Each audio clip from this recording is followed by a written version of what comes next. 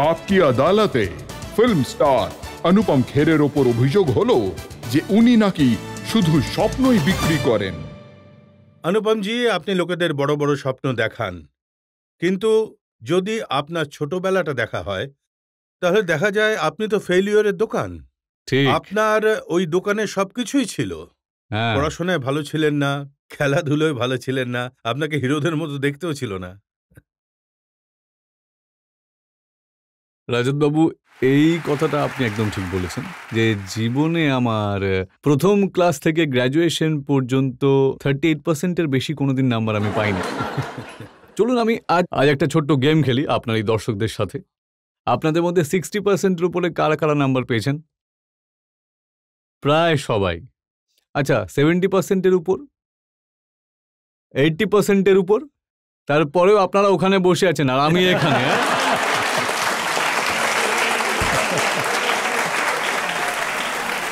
আমি পড়াশোনায় খুব খারাপ ছিলাম, তাই আমি কি করতাম যে রিপোর্ট কার্ড বাবা মাকে দিয়ে সাইন করতে হয় না, আপনারা নিয়ে যান না কখনো কখনো, তো আমি খেয়াল রাখতাম যে বাবা যখন তারাই থাকতেন আমি তখন ওনাকে দিয়ে রিপোর্ট কার্ড সাইন করাতাম। সেই রকমই একদিন ক্লাস 9-এ ছিলাম আমি, উনি তারায় ছিলেন, উনি চলে যাচ্ছিলেন, হঠাৎ ওনার মনে পড়ে যে উনি দোকানের চাবি নিতে ভুলে গেছেন, তাই উনি সময় পেয়ে যান আমার রিপোর্ট কার্ডটা ভালো করে দেখার। উনি বলেছেন যে বাবা তুই তোর ক্লাসে 59 নম্বর পেয়েছিস? আমি বললাম হ্যাঁ। উনি জানতে চাইলেন কতজন স্টুডেন্ট আছে, বললাম 60। তারপর আমি ভাবলাম যে হয়তো উনি বকবেন, ঠ্যাঙাবেন, কিন্তু উনি বললেন যে বাবা এই কথাটা তো মানতে হবে যে মানে যে তোর ক্লাসে ফার্স্ট আসে না, সে খেলাধুলায় হোক বা পড়াশুনোতে, সে সবসময় টেনশনে থাকে যে আমাকে ফার্স্ট হতে হবে।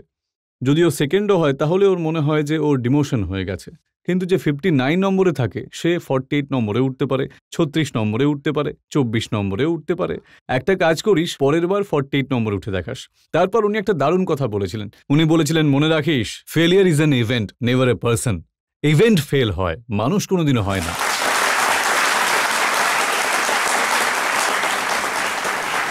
খেলাধুলোর ক্ষেত্রেও আমি বিশেষ ভালো ছিলাম না। ইনফ্যাক্ট ক্লাস 8-এ আমি একদিন আমার স্কুলের মাঠে দৌড়াচ্ছিলাম, আর তখন আমার পিটি টিচার আমাকে বললেন, তুই থাম, একলা দৌড়লে তুই সেকেন্ডই হবে, বুঝলি? আমার পরিবার গরিব ছিল, আর গরিব পরিবারের বিশেষত্ব হলো যে আপনি স্বপ্ন দেখতে পারেন মন খুলে, কারণ আপনার মনে হয় যে একদিন আপনার জীবন ভালো হবে।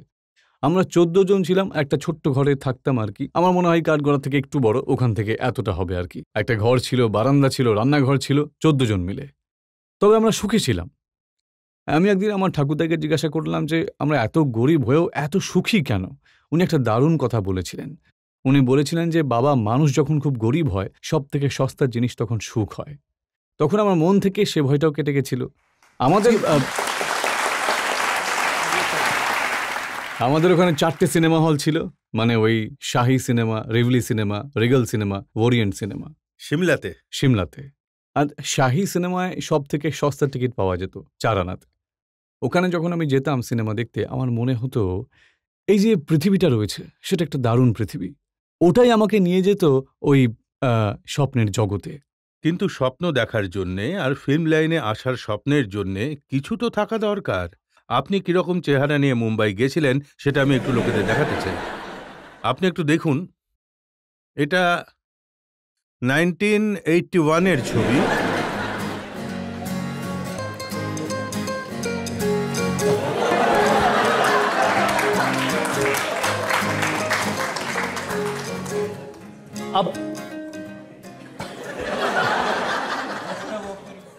এখন এইরকম শরীর আর চেহারা নিয়ে আপনি অ্যাক্টর হতে চলে গেলেন। এইটাতে তো আমার পুরো চোর লাগছে। দেখে মনে হচ্ছে যে এক্ষুনি চুরি করে পালিয়েছে। আমি জানতাম না যে আমাকে খারাপ দেখতে। মানুষের কখনো মনেই হয় না যে তাকে দেখতে খারাপ, কারণ যিনি মা হন তিনি সবসময় বলে যে বাবা তুই কি ভালো, কি সুন্দর, ঠিক কিনা? তো আর দ্বিতীয়ত আমি অ্যাক্টর হয়েছিলাম ট্রেনিং করে। আমি 4 বছরের ট্রেনিং করেছিলাম, আর ট্রেনিংয়ে শেখানো হতো যে যদি আপনি ভালো অ্যাক্টর হন তাহলে আপনি কাজ পাবেন। সেটা অন্য বিষয় যে যখন এটা তো আপনারা ওই খুব ডিগনিফাইড বর্ড লুক দেখছেন, এটা বর্ড লুক নয়, এটা শেভড লুক। কিন্তু যখন আপনার চুল পড়তে থাকে কিছুটা এখান থেকে, কিছুটা যেমন ওই ভদ্রলোক বসে রয়েছেন ওখানে, কিছুটা এখান থেকে পড়ে যাচ্ছে, সেই অবস্থায় আমি ড্রামা স্কুলের গোল্ড মেডেল নিয়ে গোল্ড মেডেলিস্ট ছিলাম আমি। ৩রা জুন ১৯৮১-তে আমি বম্বেতে চলে এসেছিলাম। তো আমি ভাবতাম আমার কাছে গোল্ড মেডেল আছে, আমি কাজ পাবোই পাবো। কিন্তু যখন লোকেদের কাছে যেতাম আমি কাজ চাইতে, তারা বলতেন, তোমার তো মাথাতে চুল নেই, কিভাবে কাজ দেবো তোমাকে? আপনি গোল্ড মেডেলিস্ট, আচ্ছা আপনি এনএফডিসি থেকে এসেছেন, এনডিপিসি থেকে এসেছেন, এনএসডি, কেউ চিনতেনই না। কিন্তু দুঃখও পেতাম। কেউ কেউ বলতেন যে আপনি একটা কাজ করুন, আপনি লেখক হয়ে যান, আপনি অ্যাসিস্ট্যান্ট হয়ে যান। চুল নেই আপনার। চুল খুবই গুরুত্বপূর্ণ জিনিস। আপনি গোল্ড মেডেল দেখাতেন আর ওরা চুল দেখতেন। কারেক্ট, কারেক্ট, একদম। আমি খুব চেষ্টা করেছি চুল গজানোর। আচ্ছা। আমি ওই রিঠায় দই দিয়ে আমি মাটিতে পুঁতে রেখেছি। আমি আরেকটা পদ্ধতিও ব্যবহার করেছিলাম। আমায় কেউ বলেছিল যে যদি আপনি উটের শুশু লাগান, সত্যি বলছি, তো আমি জুহু বিচে চলে যেতাম আর কি। আমি জানতামই না যে উট ৩-৪ দিন নাই শুশু করতে।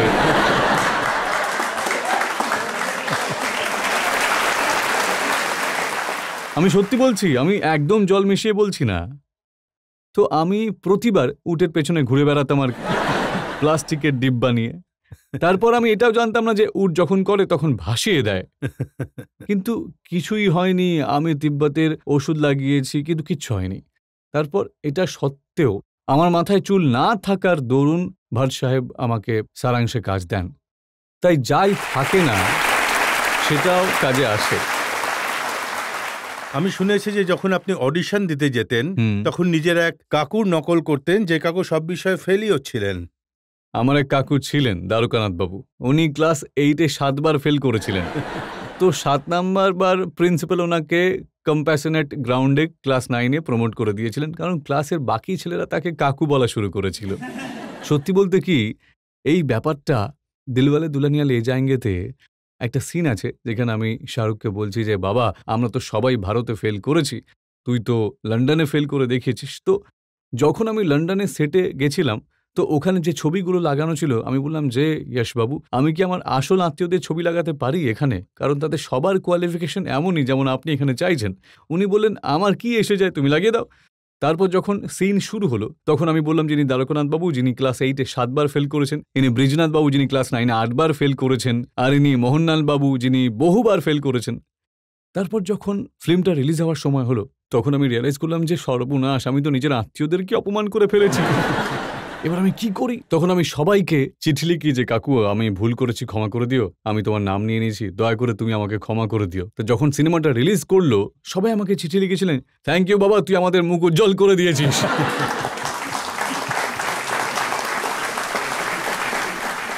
যখন আপনি সফল হয়ে গেলেন, স্টার হয়ে গেলেন, তখন আপনার বাবা আপনার সিনেমা দেখতেন, পছন্দ করতেন? আমার বাবাই আমার সব থেকে বড় ভক্ত ছিলেন, সব থেকে বড় ফ্যান। আমার বাবা আমার সব থেকে বাজে সিনেমা দেখেও বসে বসে বলতেন যে কি অসাধারণ, খুব ভালো করেছিস কাজ। ফ্লাইট করে উনি যেতেন না, ফ্লাইট করা ওনার পছন্দ ছিল না, তাই উনি ট্রেন নিয়ে যাতায়াত করতেন। আর ট্রেনে বলতেন হয়তো যে লোকেদের যে অনুপম খের হলো আমার ছেলে। তো তো আমি বলতাম যে ট্রেনে কেন যাচ্ছ, একটা সাইকোলজিক্যাল অনুভূতি থাকে সবার। তো আমায় রাত 2-3টে নাগাদ ফোন করতেন বাবা, আরে শোন বিট্টু, বিট্টু আমার ডাকনাম, আরে শোন বিট্টু, এই আমার সাথে মালত্রবাবু আসেন, ইনি বিশ্বাস করছেন না যে তুই আমার ছেলে, নে তুই কথা বলতো। আমি কথা বলবো এখন? হ্যাঁ বলুন, হ্যাঁ কে বলছেন? আমি বললাম অনুপম খের। আরে আমি কি করে মেনে নেব? ডায়লগ শোনাও। রাত 2:30-টের সময়। मैं राणा विश्व Pratap Singh, doctor dang creates war. Doctor dang को आज पहली बार किसी ने थप्पड़ मारा है। इस थप्पड़ की गूंज सुनी तूने? अब जब तक तुम जिंदा रहोगे इस गूंज की गूंज तुम्हें सुनाई देगी। ঠিক আছে, হ্যাঁ ভাই, বিশ্বাস হচ্ছে যে তুমি অনুপম খের। আমার বাবার কাছে একটা সিন্দুক ছিল। ওই সিন্দুকটায় কার অনুমতি ছিল না যে ওই সিন্দুকটাতে হাত দেবে। ওই যে ওই একটা টিন দিয়ে তৈরি সিন্দুক হতো না পুরোনো দিনের, তো সেখানে আমার মা জিজ্ঞেস করতেন যে এই সিন্দুকটার ভেতরে কি আছে। উনি বলতেন যে না না না না, এটা বলা যাবে না। তাই তারপর যখন উনি মারা যান 10ই ফেব্রুয়ারি 2012 সালে, তখন আমরা ভাবছিলাম যে এই সিন্দুকটা নিয়ে কি করব। তো আমার মা বললেন যে আমি দেখতে চাই যে উনি এর ভেতরে কি রাখতেন। তাই আমরা ওই সিন্দুকটাকে খুললাম। ওই সিন্দুকটার ভেতরে আমার যত প্রেস কাটিং, খবরের কাগজের, ম্যাগাজিনের আমার কার্ড, আমার ছোট ছোট ট্রফির ছবি, সেই সব রাখা ছিল ওখানে। আর উনি খারাপ থেকে খারাপতম রিভিউগুলোকেও আন্ডারলাইন করে রাখতেন। অনুপম খের মানে যেখানে নাম থাকতো সেটাকে আন্ডারলাইন করে রাখতেন। তো এটাই ছিল আমার বাবার আমার প্রতি ভালোবাসা। আমি আর কি বলবো।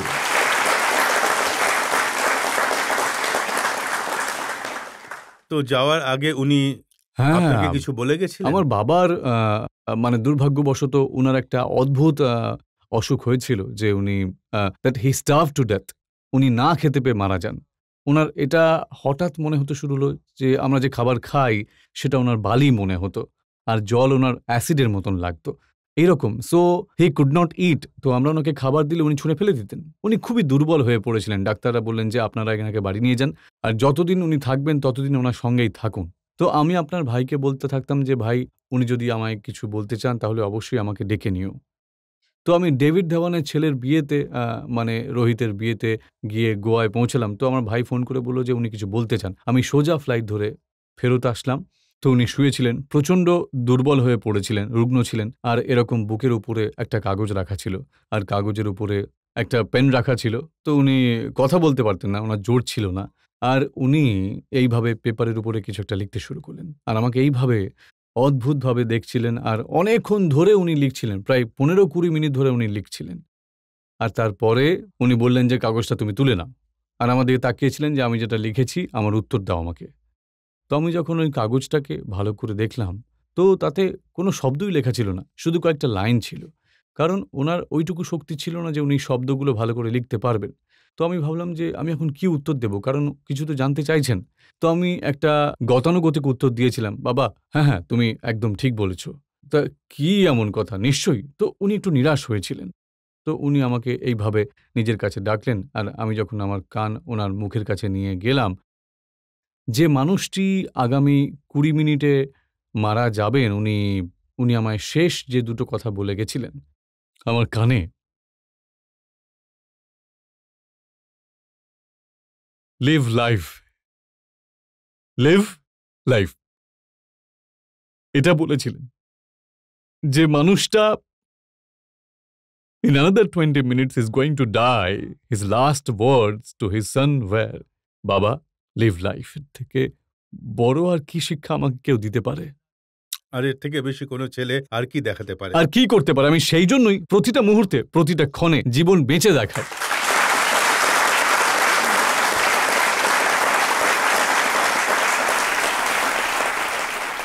আমি আপনার অনুভূতিটা বুঝতে পারছি। বাবার কথা মনে পড়লে আপনার যে দুঃখটা হয়, যে না কষ্টটা মানে হয়। উনি যাবার আগে আমাকে এত বড় একটা শিক্ষা দিয়ে গেলেন।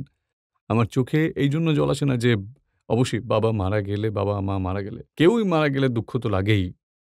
But he was an ordinary man, he was not an extra. আমার বাবা আমার ঠাকুরদা এক্সট্রা অর্ডিনারি ছিলেন। উনি খুব বড় একজন শিক্ষাবিদ ছিলেন, যোগা টিচার ছিলেন, মহাভারত, রামায়ণ ওনার থেকেই আমরা কিন্তু আমার বাবা একজন সাধারণ ক্লার্ক ছিলেন ফরেস্ট ডিপার্টমেন্টে। কিন্তু উনি যে আমাকে লেসন উনি আপনাকে দিয়ে গেছিলেন সেটা তো আপনি পালন করেনি। কিন্তু আজকাল তো আমি দেখছি যে আপনার মা তার থেকে বেশি পালন করছেন। উনি তো স্টার হয়ে গেছেন। অনেক বড়, আমার থেকেও বেশি জনপ্রিয় হয়ে গেছেন আমার মা, দুলারি রক্স। এটা এই কারণে হয়েছে, কারণ যখন ওনার মৃত্যু হয়েছিল তখন আমার মা বাবার বিয়ের 59 বছর হয়ে গেছিল। They were married to each other for 59 years. আর আমার মনে হয়েছিল যে এবার যখন কেউ কাউকে হারায়, নিজের স্বামীকে বা স্ত্রীকে, তখন উনি শুধু একজন স্বামী বা স্ত্রীকেই হারান না, উনি একজন বন্ধুকে হারান, একজন পার্টনারকে হারান, একটা অভ্যাসকে হারান। আমি ভাবলাম এখন আমার মা কত বছর কি করে থাকবেন আমার মা বাবাকে ছাড়া। তো তারপর আমি মায়ের সাথে ভিডিও বানানো শুরু করলাম। এমনি একদিন বসেছিলাম, তো আমি বললাম যে মা তুমি কিছু তখন উনি আমাকে বললেন যে ফাজলামি মারিস না, তো এক চড় মারবো তোকে। তো লোকেদের ভালো লাগলো যে অনুপম খেরকেও এই কথা বলার কেউ রয়েছে। তো উনি জনপ্রিয় হতে থাকলেন, কারণ লোকেরা ওই ভিডিওতে নিজেদের মাকে দেখছিলেন। আর এখন উনি আমায় বলেন যে আমি সবজি নিতে যাই, মন্দির যাই, মাস্ক পরে থাকলেও লোকে চিনে ফেলে আমাকে, আমার সাথে ছবি তুলতে থাকে লোকেরা। তুই কেন করিস, কি করিস, খালি আমার ছবি দিস তুই।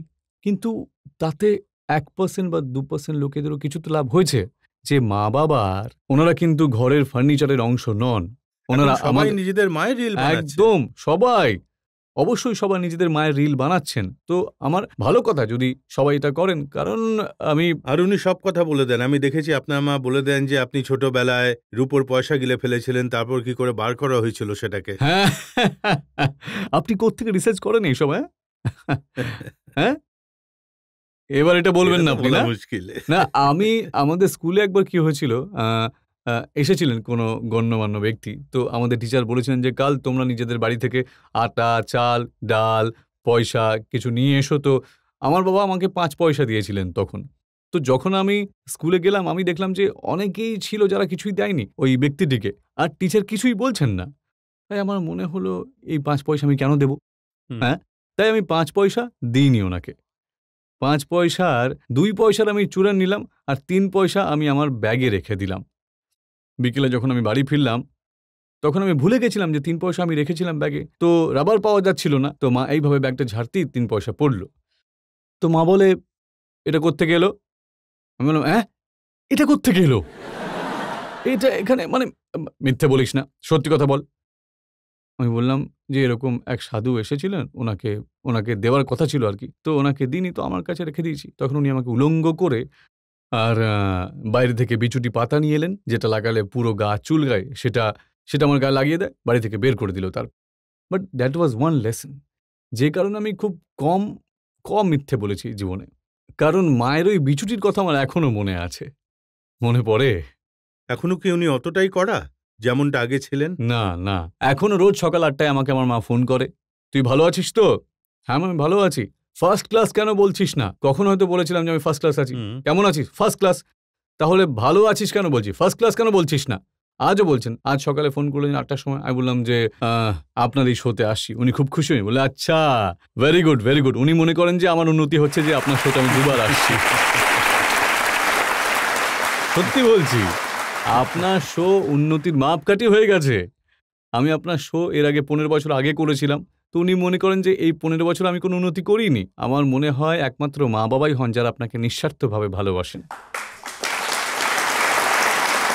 যেভাবে আপনি আপনার মায়ের কথা বললেন, আমার এটা সৌভাগ্য যে এই দেশের যে মায়েরা আছেন, দিদিমা, ঠাকুরমা, দাদু, ঠাকুরদা, যারা আগের যুগের মানুষ, তারা আমাকে অনেক ভালোবাসা দিয়েছেন। হ্যাঁ। আপ কি আদালত যে এত জনপ্রিয় হয়েছে শুধুমাত্র তাদের জন্যে, বলতেই হবে। একদম ঠিক বলেছেন আপনি। একদম ঠিক। একদম। জনতার মধ্যে থেকে যদি কেউ প্রশ্ন করতে চান? স্যার, আমার প্রশ্ন এইটা যে আজকাল আপনার বডি বিল্ডিং এর ভিডিও খুব জনপ্রিয় হচ্ছে।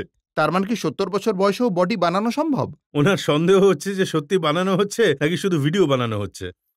না, না, না। আ আমি এখন এখানে জামা খুলতে পারবো না।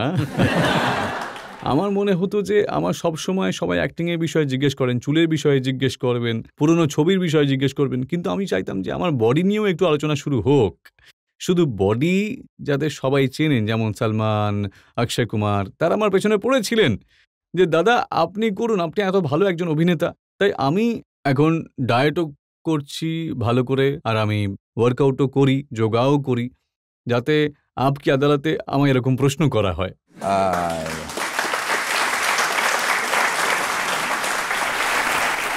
আপনি তো সুইমিংও জানতেন না। গত বছর আমি এমন একটা ফিল্ম পেলাম, বিজয় 69, যেখানে আমি ট্রাইথলন খেলছি। ট্রাইথলন মানে যেখানে আপনাকে কিছু কিলোমিটার সাঁতার কাটতে হয়, কিছুটা সাইকেল চালাতে হয়, কিছুটা দৌড়তে হয়। আমি সাঁতার কাটতে জানতাম না। আমি জলে ভয় পেতাম। তারপর আমার মনে হলো যে আমি কিভাবে এমন একটা সিনেমা করতে পারি। তাই আমি ৬৮ বছর বয়সে সাঁতার শিখলাম। আর ওই সিনেমাটিতে যতগুলো সাঁতার কাটার সিন রয়েছে সবকটা আমি নিজে করেছি। তার মানে মানুষ সব করতে পারে। ওশোর একটা খুব ভালো বাণী রয়েছে আচার্য রজনীশের। If you try, you risk failure. If you don't, you ensure it. আমরা আমাদের দেখুন, যারা ফিল্ম ইন্ডাস্ট্রিতে আসেন আজকাল আমি দেখছি তাদের সবকিছু জানা দরকার। তাদের বডি ভালো হওয়া চাই, তাদের হর্স রাইডিং জানা চাই, তাদের অ্যাক্টিংও জানা প্রয়োজন, যার জন্য তারা এখানে এসেছেন। একদিন আমি ইয়েশ বাবুর বাড়িতে ছিলাম। ইয়েশ চোপড়া বাবুর তো একজন ম্যানেজার আর সেক্রেটারি এলেন, এসে বলেন যে ছেলে রেডি হয়ে গেছে। উনি জিজ্ঞেস করলেন কিভাবে, তো বলেন সাইকেলিংও শিখে গেছে, হর্স রাইডিংও শিখে গেছে, বক্সিং শিখেছে। জিজ্ঞেস করলেন অ্যাক্টিং, বললেন সেটার উপর এখন কাজ চলছে।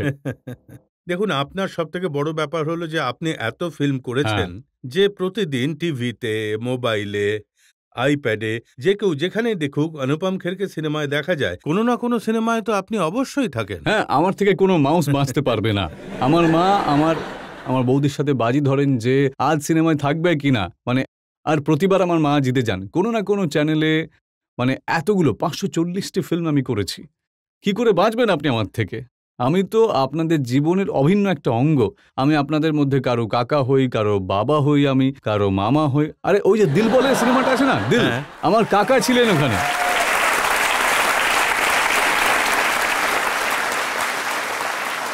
আমার কাকা খুব কিপ্টে ছিলেন, যিনি ক্লাস 8-এ 7 বার ফেল করেছিলেন। আমার প্রতিটা চরিত্র আমি আমার আত্মীয়দের থেকে পেয়েছি। তো আমার কাকার থেকে যখন টাকা চাইতাম তো উনি এমন করতেন, না না এমন এসব কথা বলবি না, একদম বলবি না, এসব বাজে কথা, এগুলো বলিস না ভাই, বলিস না। তো আমি তার মতোই গোঁফ লাগিয়েছিলাম। দ্বিতীয় যে ওই বেটাতে যে চরিত্র করেছিলাম তিনিও আমার কাকাই ছিলেন। মানে আমি কি না কি করেছি। ওই কাকার কথা যে আপনি বলছেন, আমি শুনেছি উনি বিয়েও খুব দেরিতে করেছিলেন। হ্যাঁ, কাকা দ্বারকানাথ বাবু যখন 45 বছর হয়ে গেছিলেন তখন উনি সন্তোষ, যিনি আমার কাকি ছিলেন আর কি, ওনার বয়স ছিল ওই 20 থেকে 25 বছর। তো আমার কাকার অভ্যেস ছিল যে উনি রেগে গেলে ওনার চোখ বন্ধ হয়ে যেত। আর কাকি খুব দুষ্টু ছিলেন। হ্যাঁ, তো উনি কাকার সাথে খেলা করতেন, মজা করতেন। তো খুব মানে তখন যখন কাশ্মীরিতে কিছু বলতেন, it was the most funniest sight of my life. আমরা সব বাচ্চারা মাইল দেখতাম, উনি কাশ্মীরিতে বকতেন তো ওনার চোখ বন্ধ হয়ে যেত। তো আমার কাকি এখান থেকে ওখানে চলে যেতেন। যেমন তো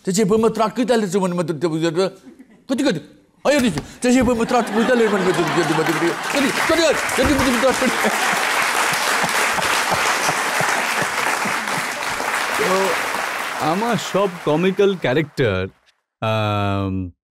যা আমি করেছি তারা না হয় আমার স্কুলের টিচার ছিলেন, তা না হলে আমার আত্মীয়রা ছিলেন। আমার স্কুলে একজন টিচার ছিলেন রাজত বাবু, যিনি ক্লাসে ঢুকেই বলতেন, যাদের মনে আছে তারা বসে থাকো, যাদের মনে নেই তারা দাঁড়িয়ে পড়ো।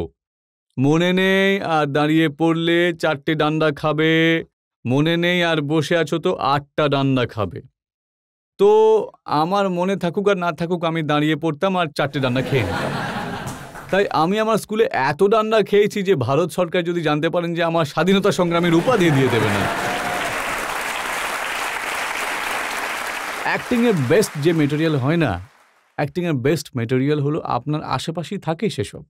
যেমন ওই যে ভদ্রলোক ওখানে বসেছেন, উনি আমার প্রতিটা কথা এইরকম করছেন, উনি আমার কথা পছন্দ করছেন। এবার যদি আপনি কোনো সিনেমায় এরকম করতে আপনি আমাকে দেখবেন, তাহলে বুঝে নেবেন যে আমি ওনাকেই ট্রিবিউট দিয়েছি। অনুপমজি, সত্যিটা হলো যে আপনি আপনার ফেলিওরকে নিজের শক্তি বানিয়েছেন। আপনি যতবার ফেল করেছেন সেটাকে সাকসেস স্টোরিতে কনভার্ট করেছেন। এটা আপনার অনেক বড় শক্তি, এটাকে আমি কনগ্রাচুলেট করতে চাই। আগে থ্যাংক ইউ ভেরি মাচ।